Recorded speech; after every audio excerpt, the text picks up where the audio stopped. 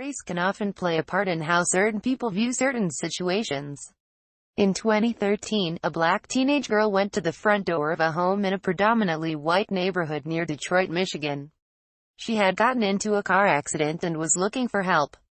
The actions of the homeowner that night would raise many questions about how people talk about race and violence within the United States.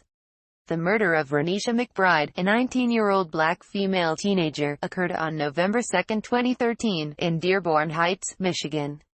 Renisha McBride crashed her car while intoxicated at a street in Detroit, and then walked to a neighborhood in Dearborn Heights where she knocked on the door of a house. The homeowner Theodore Wafer shot McBride with a shotgun. Wafer contended that the shooting was accidental and that he thought his home was being broken into after he heard her banging on his door at 4:42 in the morning. The shooting prompted some to claim her death was a result of racial profiling. Wafer was convicted of second-degree murder on Wednesday, August 7, 2014, and received a sentence of 17 to 32 years in prison as McBride's family watched. No one may ever know why 19-year-old Renisha McBride knocked on the door of Theodore Wafer's house in a Detroit suburb before dawn in November. But there is no dispute that Wafer, 55, afraid and groggy, shot McBride through his screen door, killing her, and then called 911. After an emotional trial in a city where racial tensions have been escalating during bankruptcy proceedings, "I do not believe that you are a cold-blooded murderer or that this case had anything to do with race," Judge Dana M. Hathaway told Wafer as she handed down the sentence. "I do believe that you acted out of fear, but an unjustified fear has never been an excuse for taking someone's life." Wafer's attorneys have already said that he plans to appeal. Wafer, an airport maintenance worker, read a short apology in court. "To the parents, family and friends of Renisha McBride, I apologize from the bottom of my heart and I am truly sorry for your loss. I can only hope and pray," he said, tearing up, "that somehow you can forgive me." McBride's sister, Jasmine, 23, said that she was very satisfied with the sentence, although she said she did not believe Wafer's statement was sincere. "Someday down the line, I have to forgive him," she said. She read a short statement in court calling her sister a goofy person whose smile would light up the room. "Many days I think about the good times we shared and how it was cut short by a person's cowardly actions." McBride had been involved in an accident several blocks from Wafer's house. Her family believes she was knocking on his door for help. An autopsy found that she died of a single gunshot wound to the face. McBride's father, Walter Simmons, said in court that Wafer ruined our family life. Defense attorney Cheryl Carpenter reminded the judge that this was not a premeditated murder. A recording of the 911 call Wafer placed after the shooting offered no clarity as to why he shot McBride. Here's the 911 call Wafer made the morning of August 7th. Received a 911 call from a male. Thinks he just shot someone on his porch. Then he hung up. We're trying to call back. Alright. North End units to back. Alright, rail, send me that. 446. Alright, radio on the ground as well. 446. Units responding. We have the male on the line. States he doesn't know this person. Trying to get further. Testified is going to be out. 447.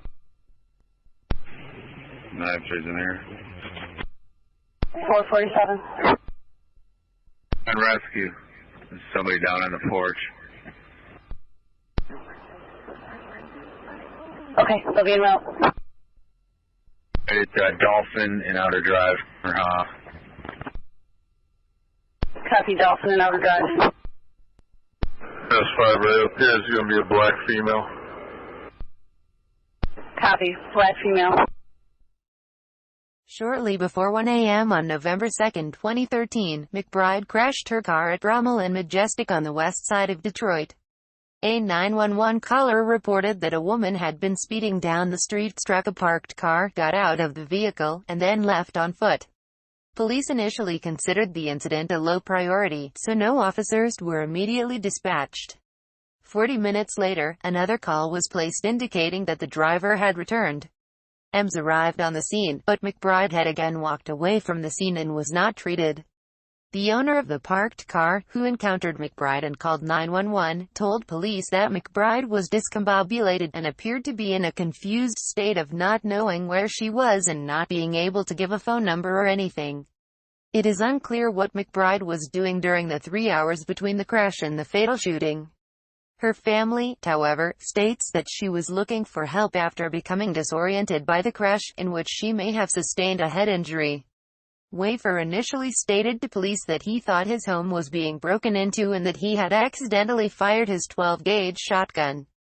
Shortly before 4:42 a.m., McBride was shot by homeowner Theodore Wafer. He has never been so afraid in his life, Carpenter said, explaining the shooting. He was in an extreme emotional state. It is Mr. Wafer's state of mind that you need to look at. Wafer lived in Dearborn Heights, a middle-class, predominantly white suburb west of Detroit. He testified during the trial that crime was rising in his neighborhood and said he didn't want to cower in his own home. Tensions between neighboring towns and counties in the city of Detroit have been running high for as long as the city has struggled economically. Carpenter presented a number of reasons the judge could have given a lesser sentence, including Wafer's age, arguing that 17 years was a death sentence. She also said that he could be rehabilitated. "They don't think he's a bad guy," she said of the jurors, tearing up. "They don't want a life sentence, they told you that." Carpenter told reporters that Wafer was in a state of shock after the sentencing and didn't appear to understand what was happening to him. She said she believed he would die in prison because his health is deteriorating from a life working physically demanding jobs. He was harassed in prison Wednesday morning as he prepared to go to court, she said. Carpenter said she believes the case was affected by previous shootings of unarmed African Americans by white people. "I think a lot of people thought in this case that there have been so many unjustified killings of African Americans that do go unnoticed. This could have been Trayvon Martin in our courtroom," she said, referring to the black teenager who was shot to death in Florida in 2012. Prosecutors had recommended a sentence of 17 years in Wafer's case. He was found guilty of second-degree murder, which carries a minimum sentence of 15 years, and 2 additional years were sat because a gun was involved. McBride's death is one of several deaths of African Americans protested by the Black Lives Matter movement. Comparisons have also been made to the September 14, 2013, shooting death of Jonathan Ferrell. Ferrell, who was African American, was shot 10 times and killed by a white police officer, Randall Carrick. Like McBride, Ferrell had been involved in an automobile accident and may have been seeking assistance. He was allegedly running toward Carrick when he was shot. Carrick was charged with voluntary manslaughter. His trial ended in a hung jury and he was not retried. The official Black Lives Matter global network builds power to bring justice, healing, and freedom to black people across the globe. Rest in peace, Renisha McBride.